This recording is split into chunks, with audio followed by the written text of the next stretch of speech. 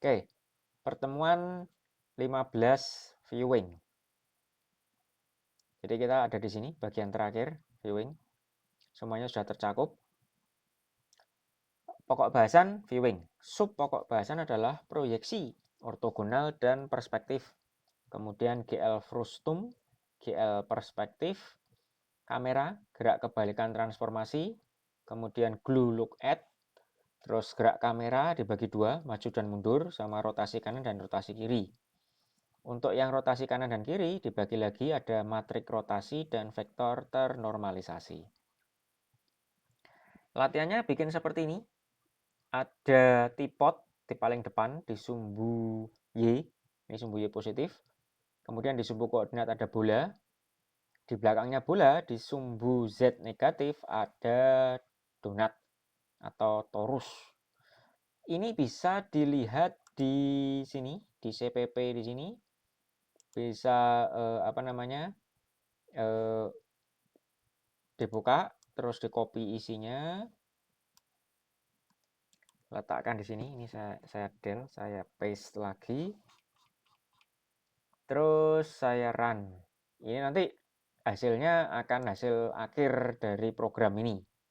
Jadi posisinya begini, ada tipot di kiri, terus bola di tengah, terus donat di paling belakang. Nah, supaya sesuai dengan tampilannya yang tadi, yang di sini, ini perlu saya ubah. Glue look at-nya saya tutup, terus GL ortonya saya buka, glue perspektifnya saya tutup juga. Saya run. Ini tampilannya begini. Nih. Bedanya adalah di warna lampunya, warna light-nya. Kalau di sini warna light-nya orange cenderungnya, di sini cuman biru. Oke, dicoba dulu di tempatnya masing-masing sampai dengan bisa ngeran programnya. Coba dulu.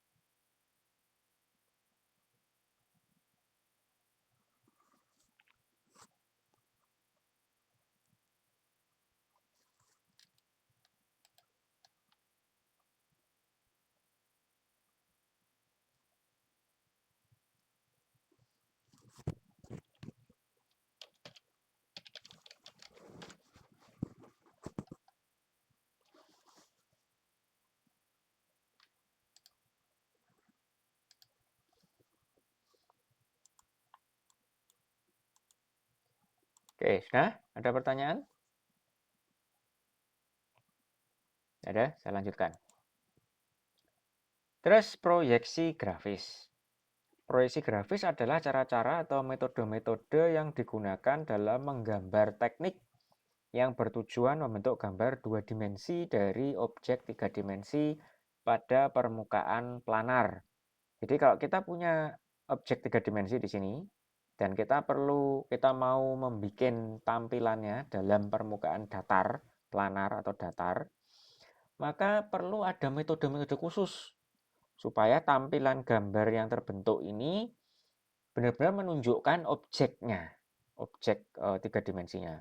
Kalau mau baca lebih jauh bisa dilihat di sini, di link di sini.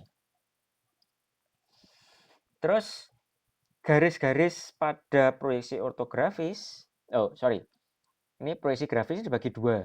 Yang pertama adalah proyeksi ortografi, ortogonal. Satu lagi adalah proyeksi perspektif.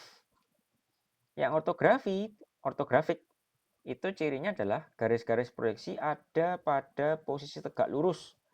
Tegak lurus ini bahasa Inggrisnya adalah, bahasa matematikanya adalah ortogonal terhadap projection surface. Jadi ini kalau ada objek 3 dimensi, gini rumah hall begini, ditarik garis, ketika dia ketemu dengan bidang gambarnya, maka dititik terus digambar di situ. Semuanya paralel, tegak lurus garisnya di sini terhadap bidang gambar.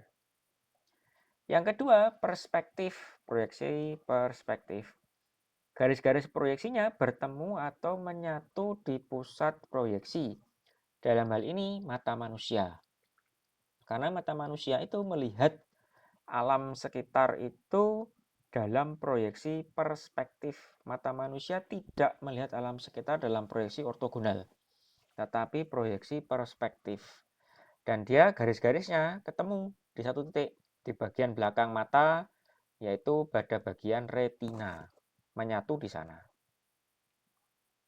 Terus ini gambarnya kok begini, Pak? Nanti sebentar lagi saya jelaskan. Secara taksonomi, proyeksi grafis itu dibagi ini. Yang kiri paralel atau ortogonal, yang kanan perspektif. Yang perspektif dibagi menjadi 1 titik, 2 titik, dan 3 titik. Yang paralel dibagi menjadi multiview ortografik, aksonometrik itu dibagi isometrik, dimetrik, dan trimetrik. Terus satu lagi oblique. Nih contoh-contohnya. Ini yang ortogonal dari sisi front elevation, dari sisi depan. Ini dari sisi elevation oblique.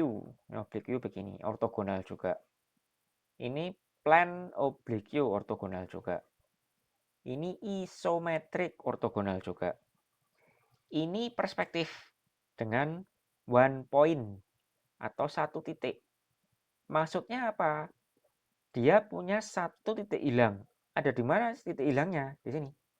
Ini kalau garisnya ini tarik ke sana, garis ini tarik ke sana, sementara garis yang kanan ditarik ke sana, garis yang atas ini ditarik ke sana, ketemu nanti di 1 titik di sini.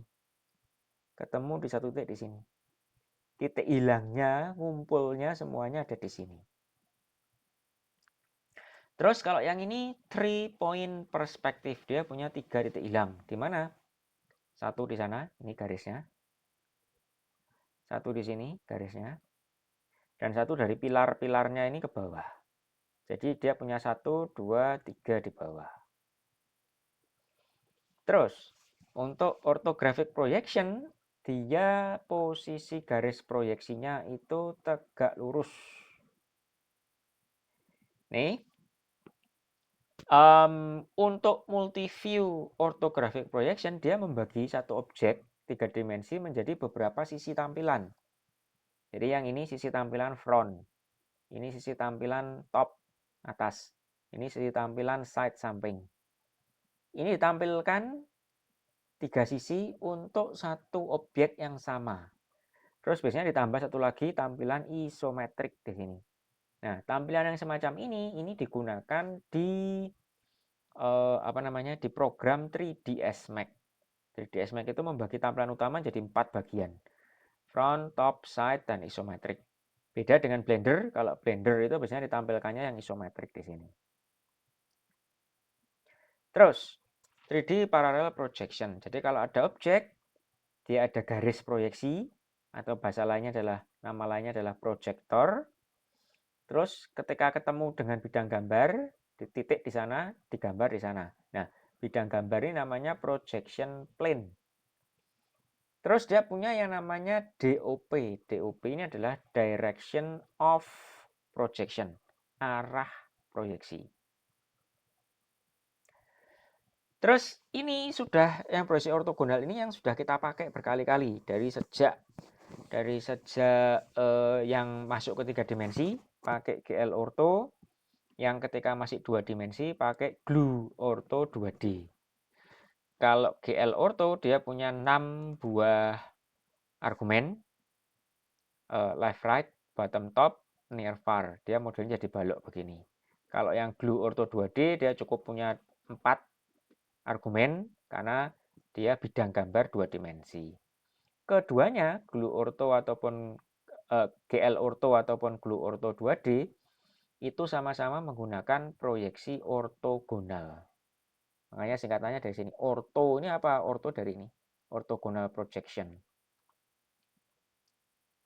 Terus, default orthogonal projection ada defaultnya.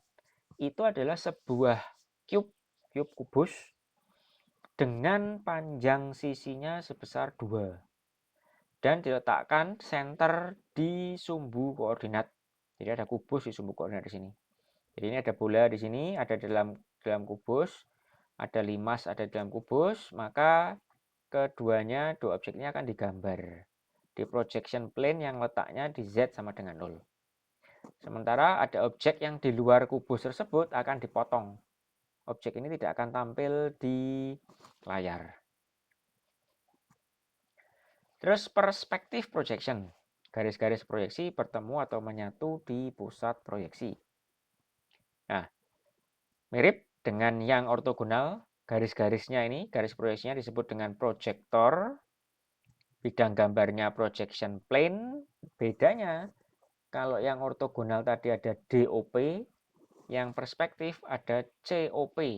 COP adalah center of projection.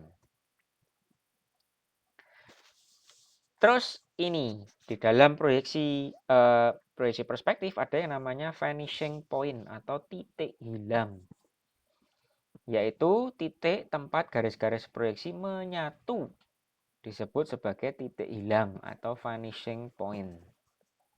Titik hilang pasti digunakan ketika kita menggambar perspektif dengan tangan atau dengan manual. Nih, vanishing point. Ini tarik garis ke satu titik, tarik garis satu titik, tarik garis satu titik, terus dibuat bangunnya berdasarkan garis-garis ini. Ini dulu waktu saya sekolah diajari menggambar dengan perspektif, proyeksi perspektif di sini. Yang pertama perlu dilakukan adalah tentukan dulu titik hilangnya ada di mana. Kalau sudah ditentukan, baru kita menggambar misalkan kubus atau meja dengan menggunakan tadi vanishing point. Terus variannya, ini yang pertama, one point perspektif, satu titik hilang, ini tarik garis, ketemu di belakang di sini. Ini dua titik hilang, satu ke kanan di sini, satunya kalau ditarik ada di kiri di sini. Yang ini 3 titik hilang tadi di kanan, kiri sama bawah. Di OpenGL, proyeksi perspektif di sini perintahnya menggunakan GL Frustum dengan 6 argumen juga. Left, right, bottom, top, near, far. Modelnya begini, ada sudutnya begini. Di sini left, bottom, minus, near. Di sini right, top, minus, near. Ini far-nya yang di sini. Nah, frustum itu bahasa Inggris atau bahasa matematika umum kalau di dalam pelajaran matematika bahasa Inggris. Kalau di pelajaran matematika bahasa Indonesia agak jarang terjemahannya, yaitu kalau terjemahannya bahasa Indonesianya adalah limas terpancung namanya. Karena yang digunakan adalah area yang ada di sini. Dia bentuknya limas menuju satu titik, tapi yang area sini tidak ada, dipotong. Yang area sini dipotong. Namanya frustum. Objek-objek yang ada di dalam area sini akan diproyeksikan, ditampilkan di layar. Yang di luar area sini tidak ditampilkan. Nah, problemnya adalah GL frustum ini sukar digunakan. Sehingga orang bikin tambahan yaitu perintah glue perspektif dengan 4 argumen. FOV Y, aspek, near, dan far. FOV Y itu adalah sudut bukaan. Kemudian aspek ini rumusnya adalah W dibagi H, width divided by height, lebar dibagi tinggi untuk front plane. Kemudian near itu sisi yang dekat dengan kamera, far yang sisi yang jauh. Ini lebih mudah digunakan. Yang perlu diperhatikan adalah nilai near dan nilai far itu harus positif, tidak boleh negatif. Dan satu lagi, jangan pernah beli near dengan nilai 0. 0,1 tidak ada masalah. 0,001 tidak ada masalah. Asal jangan 0. Nah, defaultnya ketika kita menggunakan glue perspektif, itu kita menempatkan kamera pada sumbu koordinat titik 0,0,0. Dan dia menghadapnya ke sumbu Z negatif. Ini sumbu X positif, sumbu Y positif, sumbu Z negatif, dia menghadap ke sumbu Z negatif. Ini sumbu Z positif, sumbu Z negatif di sana. Implementasinya di sini menggunakan glue ortonya dimatikan, diganti dengan glue perspektif. Nih. Saya tunjukkan dulu, glue ortonya dimatikan, glue perspektifnya dinyalakan, terus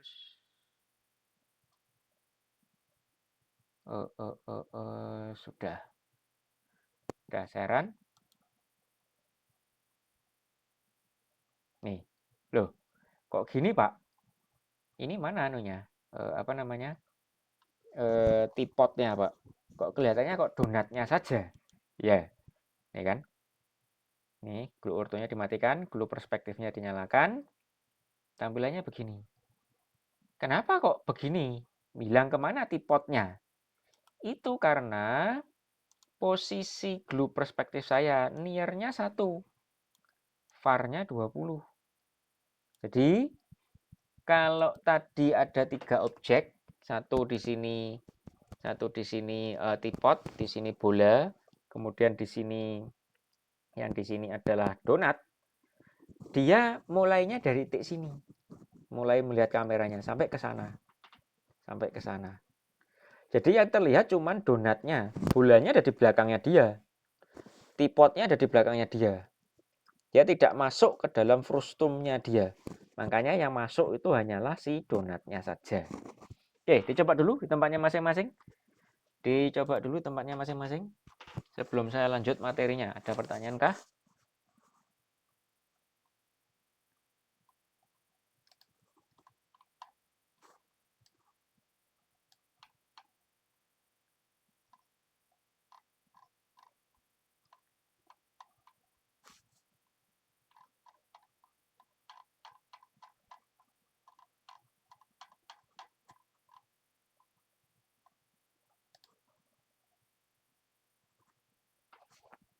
Ada pertanyaan kah? Nih saya tunjukkan. Kalau di sininya tidak 1, tapi mulai dari near-nya mulai dari 0,01 misalkan. Heran lagi.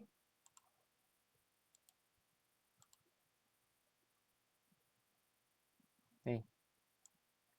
Di area sini ada birunya. Karena sekarang kita ada di dalamnya si bola. Ada dalam bolanya, ada biru sedikit di sini. Bagian sini tidak kena cahaya, tidak kena light. Bagian sini kena light sedikit saja. Makanya tampilannya begini. Ini sekali lagi karena kita ada di dalam bola. Oke, ada pertanyaan? Ini saya balik lagi ke 1. Ada pertanyaan? Kalau enggak, lanjut. Nah, kamera di sini itu yang namanya, kalau kita bicara tentang bidang proyeksi, itu sebenarnya posisinya mirip seperti kamera. Ini, mana handphone saya? Jadi, kalau saya pakai kamera di handphone gitu ya, kameranya ada di sini. Apa yang ditangkap oleh si kamera, lensa kamera saya akan ditampilkan di handphone. Akan ditampilkan di layar handphone saya. Jadi, posisi kamera di mana menghadap kemana, ditampilkannya nanti di layar. Dan inilah yang nanti akan ditampilkan di layarnya di aplikasi OpenGL itu. Nah, sehingga kaitannya dengan ini, menggerakkan objek. Kalau di layar kita melihat ada objek yang bergerak, itu sebenarnya ada dua kemungkinan. Kemungkinan yang pertama adalah objeknya berpindah dengan menggunakan transformasi, misalkan GL Translate F. Atau kemungkinan yang kedua adalah kameranya yang berpindah. Kameranya berpindah dengan transformasi kebalikannya. Jadi kalau yang dia di bergeraknya Translate F, objeknya dengan minus D. Kalau kamera, maka kebalikannya adalah dengan plus D. Nih contohnya.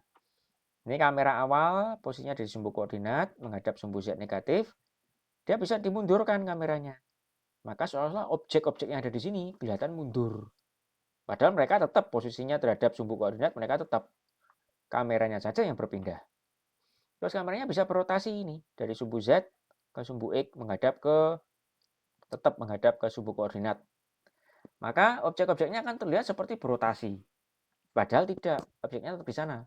Yang berotasi adalah si kameranya. Nih, untuk menggerakkan kamera di OpenGL itu sebenarnya tidak bisa. Di OpenGL, kamera selalu terletak di sumbu koordinat dan sebenarnya tidak bisa. Nah, cuman disediakan fungsi ini. Fungsi glue look at. Fungsi yang disediakan glue untuk mengemulasi kamera dan pergerakannya. Sehingga dia membuat kamera itu seolah-olah bergerak. Padahal tidak bergerak dia. Tapi seolah-olah bergerak dengan perintah ini. Glue look at formatnya begini. Glue look at dia punya 9 argumen.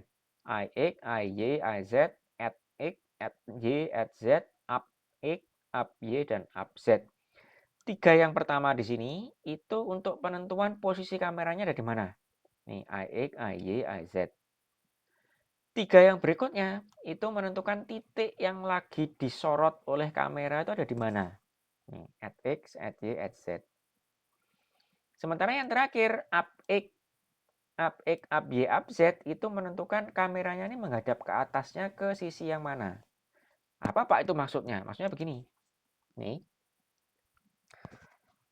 Kamera saya posisi pertama IX, IY, IZ itu ada di mana? Kameranya ada di sini kah?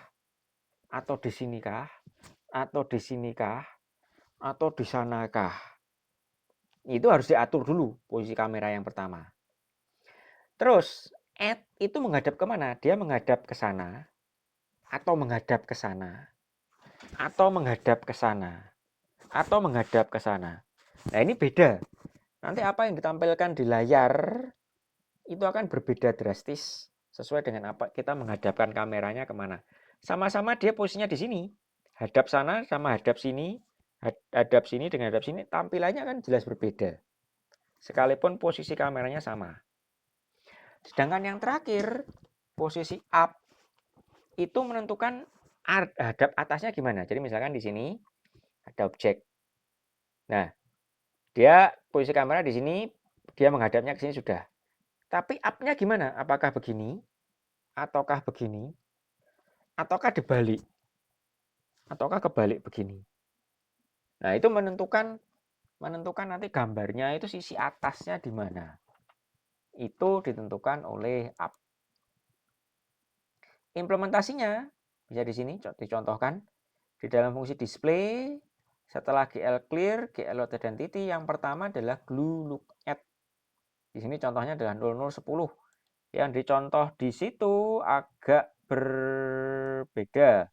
Saya ketik aja dari baru glue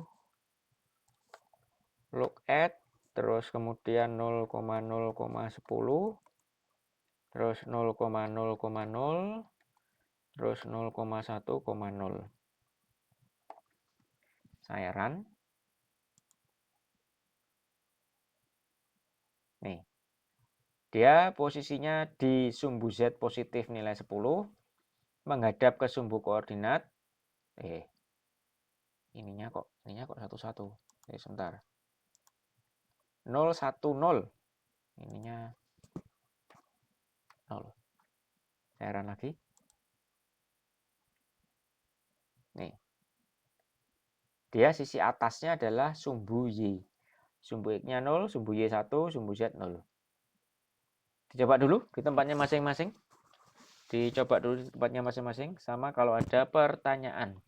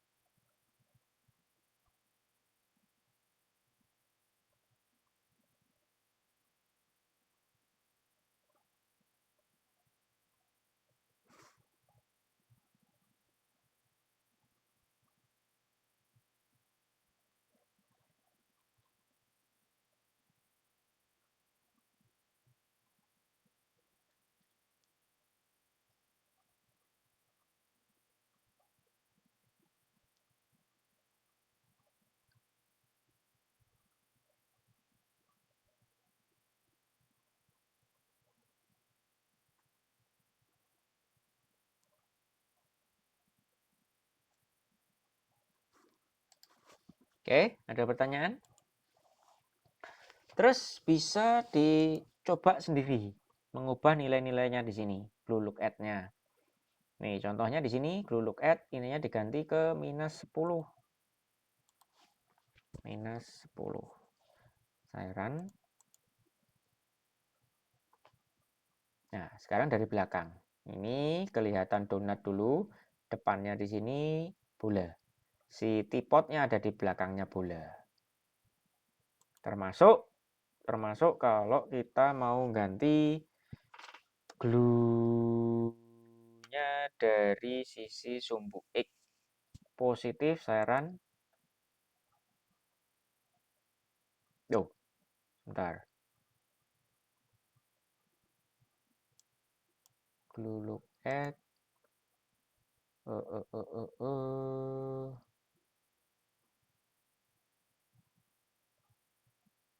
glue look at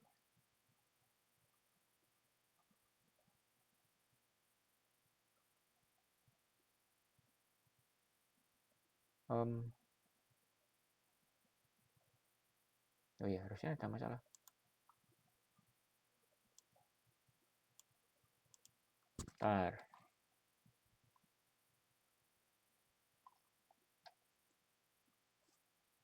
Glue look at coba minus 10.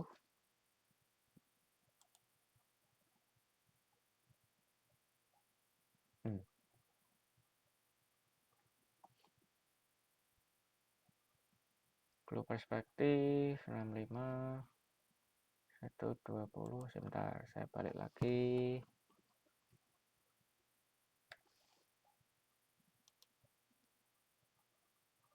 Oke. Ini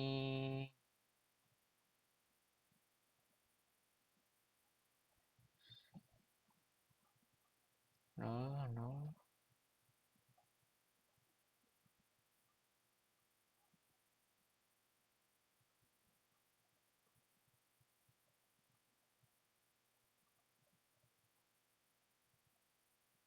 Oh ya. Jadi kalau dari Y, kalau dari X 10. Ya, begini. Ini dari X. Sumbu X positif. Sumbu X positif. Gini. Nah, latihan bikin yang begini. Yang miring. Nih, yang miring langsung saya kasih jawabannya aja ya. Ini kan sebenarnya mirip sudah. Ini kan. Tinggal dimiringkan. Cara miringkannya gimana? Cara miringkannya kita mainkan di sisi up-nya di sini. Sisi up-nya dia tidak lagi Y, tetapi ada sisi up Y dengan ininya Z-nya juga naik ke atas. Jadi harusnya begini. Ya. Ini Y-nya di sini naik ke atas, Z-nya juga naik ke atas. Makanya tampilannya begini. Ini satu-satu. Sisi up-nya. Oke, lanjut. Berikutnya, kenapa tuh Pak kok kita butuh belajar tentang gerakan kamera di sini? Ini kaitannya dengan ini. Kita bisa menggerakkan kamera nanti maju, mundur, rotasi kanan, rotasi kiri. Sehingga seolah-olah kita bergerak. Ini lebih mudah mengaturnya. Karena kaitannya dalam dunia game, biasanya dalam dunia game kita menggerakkan karakter itu kan kita melihat dunia dari sisi sudut pandang si karakternya. Dari sudut pandang si kameranya. Kita kameranya yang bergerak sebagai karakter. Nanti kita bisa melakukan aktivitas apa lari kayak jalan kayak mengangkat benda, mengambil sesuatu atau nembak atau yang lain-lainnya itu dari sudut pandang kamera. Nah, makanya kita bikin ini kamera yang bisa bergerak. Yang pertama adalah gerak maju dan gerak mundur dulu. Ini yang mudah dulu. Gerak maju dan gerak mundur.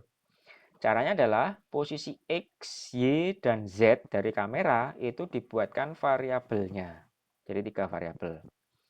Kemudian dibuat juga vektor arah dari vertex posisi dan vertex target atau vertex add tadi. Lebih mudah menggunakan satu vertex dan satu vektor daripada menggunakan dua vertex. Atur input keyboard untuk mengubah posisi sekarang berdasar posisi sebelumnya dan vektor arah. Nih. Jadi dibikinkan posisi sekarang float pos 3, kemudian vektor arahnya di sini. Ini diinisialisasi pos 0 10, pos 1 0, pos 2 0. Kemudian di glue lookadd-nya formatnya di begini. Pos 0, pos 1, pos 2. Terus add-nya sekarang adalah vertex ditambah vektor. Vertex ditambah vektor, vertex ditambah vektor. Hasilnya adalah vertex yang kedua, vertex add. Untuk penekanan tombol key sama dengan G, maka nilai pos 0 itu 0,2 dikali ditambahkan dengan ini. Ditambah dengan hasil perkalian 0,2 kali view dir 0. Pos 1 sama, pos 2 sama. Untuk key B, untuk jalan mundur, ini pos 0 ini, pos 1 ini, pos 2 ini. Ini di contohnya sudah ada. Nih. Jadi kalau ini saya jalankan, sebentar, ini saya kembalikan dulu. Saya kembalikan normal dulu. Ininya 0. Saya run. G maju.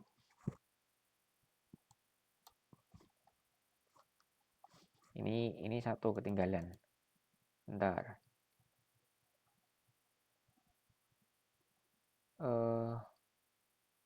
Include keyboard funk, my key. Terus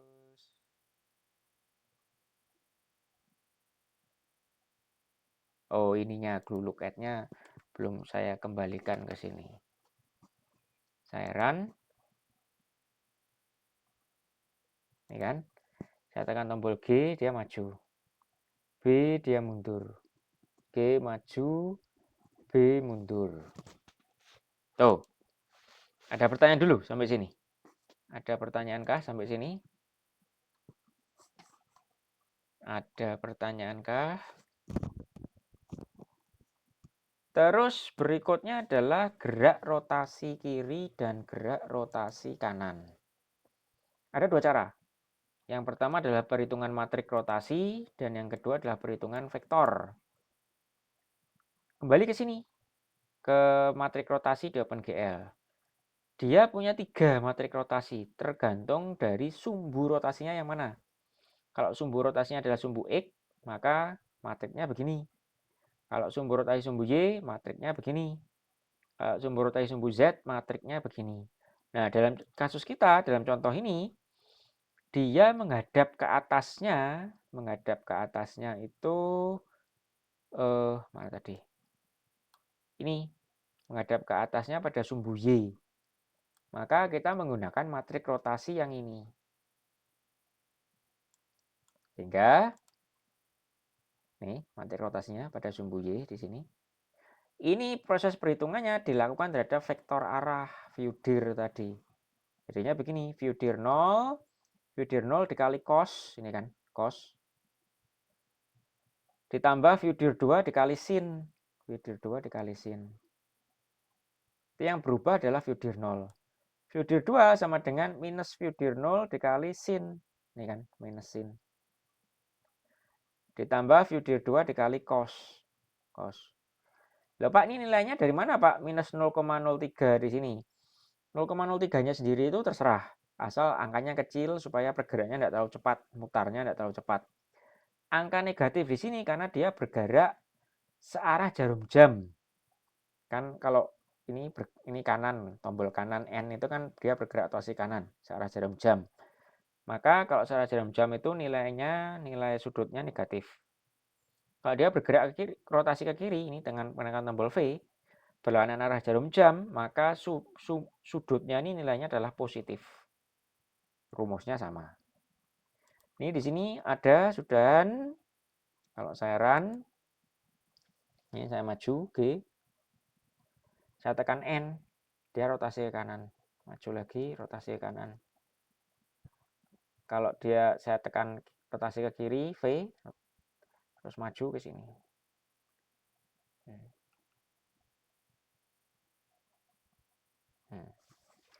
Demikian. Dicoba dulu, ada pertanyaan?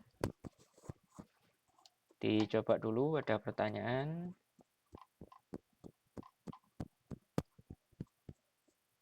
Dicoba dulu, ada pertanyaan?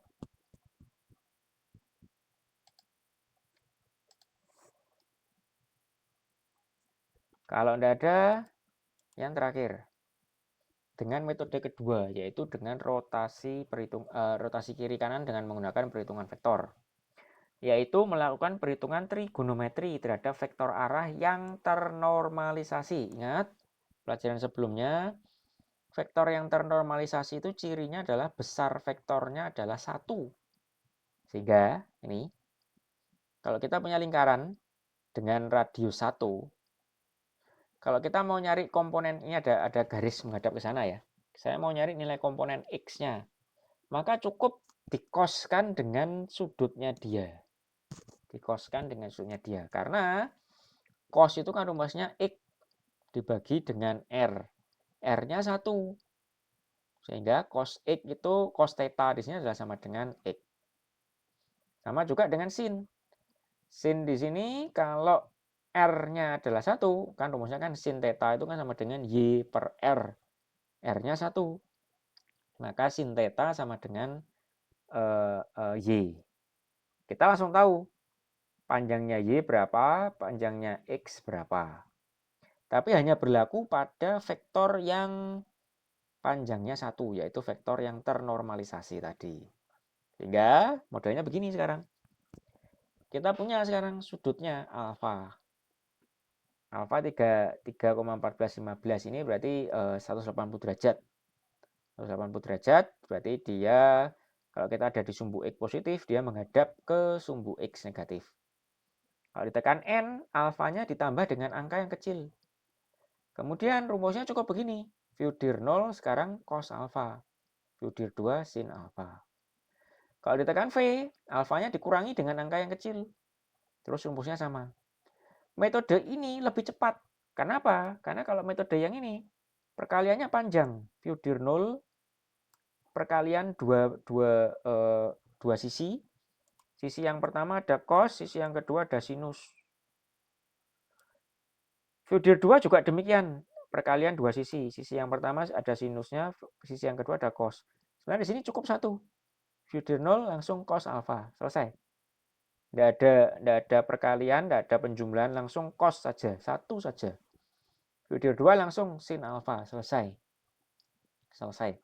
Metode ini lebih cepat, tapi saya tidak mencontohkan, bisa dicoba sendiri, bisa diketik sendiri. Nanti bisa dicoba-coba sendiri. Oke, ada pertanyaan kah sampai sini? Pak, nanti di demo 4-nya pakai metode yang mana? Terserah.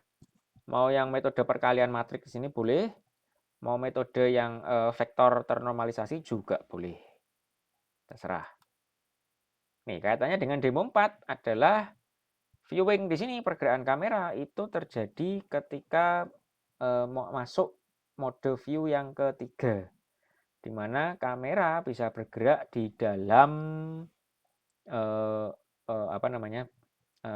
ruangan dari si ular tangganya. Metodenya pakai ini tadi, menggerakkan kamera.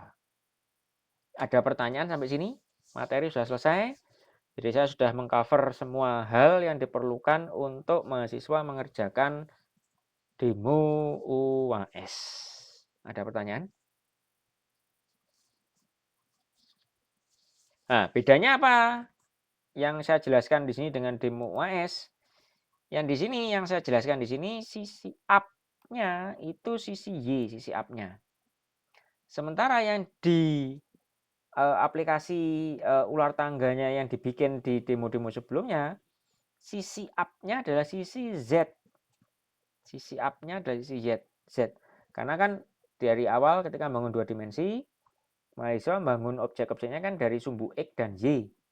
Nah, sekarang sisi up-nya sisi Z. Maka ini rumus-rumus yang di sini ini metode-metode viewing yang ada di sini harus disesuaikan. Sekarang sisi up-nya adalah sisi Z. Maka rotasinya harus terhadap sisi Z. Rotasinya adalah terhadap sumbu Z. Sumbu Z positif. Tidak bisa langsung program yang di sini di-copy, langsung dimasukkan di tugas demo UAS-nya terus jalan, tidak bisa. Tidak bisa. Karena beda sumbu. Sumbunya sisi atasnya itu berbeda. Oke, ada pertanyaan? Ada pertanyaan? Kalau tidak ada pengumuman dari saya, minggu depan kita tidak ada kuliah. Terus 2 minggu lagi UAS, 2 minggu lagi. Nanti tunggu pengumuman dari saya. Kemungkinan UAS-nya nanti kita lakukan di kampus. Kemungkinan. Tunggu pengumuman dulu dari saya. Tatap muka di kampus. Tunggu pengumuman dulu. Ada pertanyaan kah? Kalau ada silakan absen. Saya akhiri pertemuan sampai di sini. Terus mahasiswa silakan log off dari Google Meet.